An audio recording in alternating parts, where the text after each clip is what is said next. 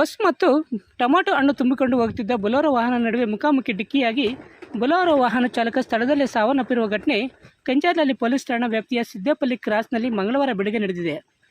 ಮಂಗಳವಾರ ಬೆಳಗ್ಗೆ ಚಿಂತಾಮಣಿಯಿಂದ ಚೇಳೂರು ಬಾಗೇಪಲ್ಲಿಗೆ ಹೋಗುವ ವಿಜಯಲಕ್ಷ್ಮಿ ಬಸ್ಗೆ ಆಂಧ್ರ ಕಡೆಯಿಂದ ಟೊಮಾಟೊ ಲೋಡ್ ತುಂಬಿಕೊಂಡು ಬರುತ್ತಿದ್ದ ಬೊಲೊರೋ ವಾಹನ ರಾಂಗ್ ರೂಟ್ನಲ್ಲಿ ಬಂದು ಬಸ್ಗೆ ಡಿಕ್ಕಿ ಹೊಡೆದಿರುವುದೇ ಅಪಘಾತಕ್ಕೆ ಕಾರಣವೆಂದು ತಿಳಿದುಬಂದಿದೆ.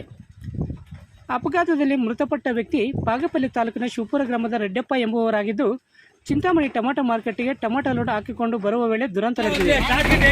ಇನ್ನು ಚಿಂತಾಮಣಿ ಮಾರ್ಕೆಟ್ಗೆ ಟೊಮಾಟೊ ಸಾಗಿಸುವ ವಾಹನಗಳು ಅತಿ ವೇಗವಾಗಿ ಸಂಚರಿಸುತ್ತಿದ್ದು, ಈ ಹಿಂದೆ ಹಲವು ಅಪಘಾತಗಳು ಸಹ ನಡೆದಿವೆ.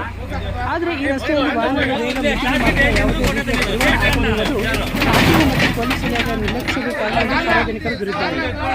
ಇನ್ನು ಡಿಕ್ಕಿಯ ರಭಸಕ್ಕೆ ಬೊಲೊರೋ ವಾಹನದ